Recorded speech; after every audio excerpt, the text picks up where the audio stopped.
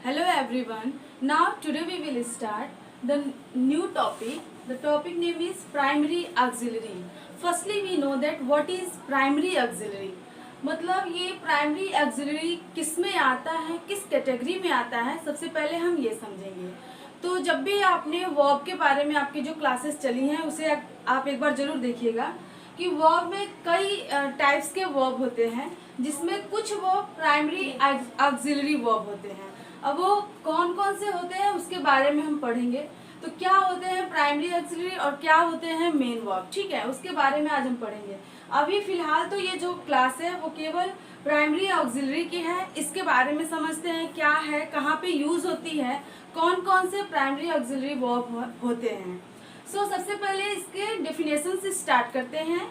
The definition is primary auxiliary verbs are verbs that are used together with the main verb of the sentence to express the action or state. They are also known as helping verb. They support the main verb to form the structure of the sentence as per specific tense. मतलब यहाँ पे समझते हैं, देखिए जो इसका definition यानी कि प्राइमरी ऑक्सिलरी कहते किसे हैं, सबसे पहले वो समझते हैं। तो प्राइमरी ऑक्सिलरी क्या होता है? Primary auxiliary verbs are verb that are used together with the main verb of the sentences. मतलब किसी भी सेंटेंस में जब हेल्पिंग यानी कि मेन वर्ब, किसी भी सेंटेंस में आपको पता है कि एक सेंटेंस में subject verb and then object होते हैं, तो सेम वैसे ही आप समझेंगे कि जब भी किसी सेंटेंस में वर्ब के साथ ही जिस हेल्पिंग वर्ब का यूज करते हैं उसे ही हम प्राइमरी ऑक्सिलरी वर्ब कहते हैं। एक बार और मैं डिफाइन करती हूँ। Primary auxiliary verbs are verb that are use together with the main verb, मतलब जो मेन वर्ब के साथ जो वर्ब यूज होता है, and to express the action और स्टेट, जो मेन वर्ब है, जो कि क्रिया है, उसके एक्सप्रेशन को दर्शाता है, उसके स्टेट को दर्शाता है। मतलब उसका स्टेट क्या है, कैटेगरी क्या है, किसका, वर्ब का, जो कि मेन वर्ब का स्टेटस दर्शाता हो जो वर्ब, उसे हम क्या बोलते हैं, प्राइमरी ऑक्सिलरी वर्ब बोलते हैं। अब ये देखिए, they are also known as helping verb. इसे हम और भी किसके नाम से जानते हैं, हेल्पिंग वर्ब के नाम से जानते हैं। They support the main verb to form the structure of sentence as per specific tense. कह रहा है ये टेंस के अकॉर्डिंग अपना रोल प्ले करते हैं। मतलब जो भी प्राइमरी ऑक्सिलरी वर्ब होते हैं वो मेन वर्ब के साथ ही काम करते हैं, बट वो मेन वर्ब ना होके मेन वर्ब की हेल्प करते हैं, ताकि जो भी सेंटेंस है उसके कंडीशन को, उसके स्टेट को हम समझ सकें, उसके अर्थ को हम निकाल सकें। आपको ये समझ में आ रहा होगा। मैं एक बार और फिर इसे रिपीट करती हूँ। जो कि प्राइमरी ऑक्सिलरी वर्ब होते हैं वो मेन वर्ब के साथ ही यूज होते हैं, और मेन वर्ब के साथ यूज होने के कारण इसे हेल्पिंग वर्ब भी कहते हैं। और ये जो भी टेंस होता है, जो भी सेंटेंस होता है, उसके टेंस को दर्शाते हैं। मतलब इनका जो रोल प्ले होता है वो सेंटेंस में टेंस को दर्शाता है कि ये जो सेंटेंस है वो किस टेंस का है, ये हमें इस ऑक्सिलरी वर्ब से पता चलता है, यानी कि प्राइमरी ऑक्सिलरी वर्ब से पता चलता है। अब इसके टाइप्स को हम समझेंगे कि टाइप्स ऑफ ऑक्सिलरी वर्ब्स, मतलब ये ऑक्सिलरी वर्ब्स के टाइप क्या होते हैं। अच्छा ये बताइए, ऑक्सिलरी मतलब होता क्या है, यानी कि सहायक, जो भी हेल्प करे। आपको इसी नाम से ही आपको क्लियर हो जाएगा कि जो किसी का सहायता करे उसे हेल्पिंग बोलते हैं, हेल्पिंग वर्ब बोलेंगे।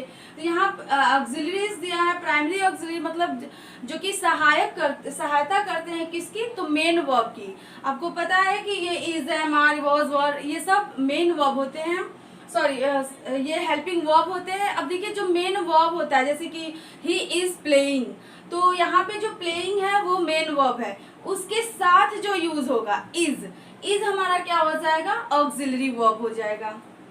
इसके टाइप्स को समझते हैं।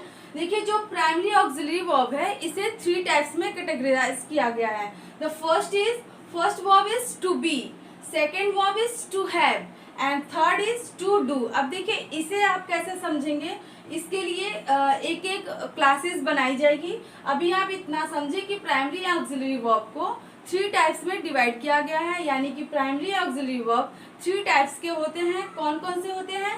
तो टू बी होते हैं, टू हैव होते हैं एंड टू डू होते हैं। अब देखिए is, am, is, are, am, was, were, ये जो एक फैमिली है, हेल्पिंग वर्ब की जो फैमिली है, इसका जो एक मेन है, जो इसके आप इसे बॉस भी बोल सकते हैं, इनका जो बॉस है is, am, are, was, were का जो बॉस है वो क्या हो जाएगा? To be. मतलब इसके जगह पे हम टू बी का यूज करेंगे, इसके साथ हम टू बी का यूज करेंगे। ये आपको सेंटेंस के अकॉर्डिंग चेंज करना नेक्स्ट क्लास में सिखाया जाएगा। अभी आप इतना समझे कि टू बी के फैमिली में कौन कौन से आते हैं। तो is, are, am, was, were. Next है वर्ब टू हैव। अब टू हैव के फैमिली में कौन कौन से आते हैं? तो हैज, हैव, हैड। ये भी आपको समझ आ रहा है कि जब भी हैज, हैव, हैड आए तो आप समझ जाएंगे कि ये टू हैव के फैमिली में आ रहे हैं। नेक्स्ट है टू डू। ये टू डू के फैमिली में कौन कौन से आते हैं? तो डू, डस, डिड।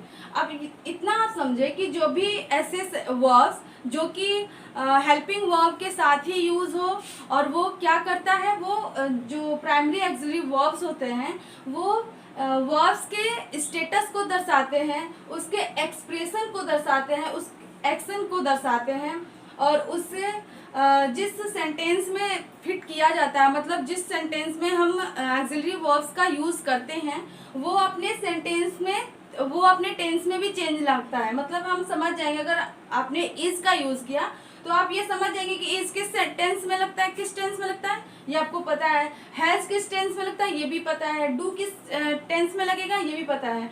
तो जब भी इन सब का यूज हमें पता चले कि हाँ ये कौन से टेंस का है और जिस हेल्पिंग वर्ब का, मतलब मेन वर्ब के साथ हम जिस हेल्पिंग वर्ब का यूज करते हैं उसे ही हम प्राइमरी ऑक्सिलरी वर्ब बोलते हैं। जैसे कि अब आपको ये 3 लर्न रखना है। ये प्राइमरी ऑक्सिलरी में कौन कौन से आते हैं? To be, to have and to do. तो आई होप आपको प्राइमरी ऑक्सिलरी वर्ब समझ में आए होंगे। नेक्स्ट क्लास में मैं आपको टू बी के यूज से सेंटेंसेस बनाना सिखाऊंगी। To be, then to have and last में to do. So I hope आपको ये समझ में आया होगा। तब तक के लिए गुड बाय।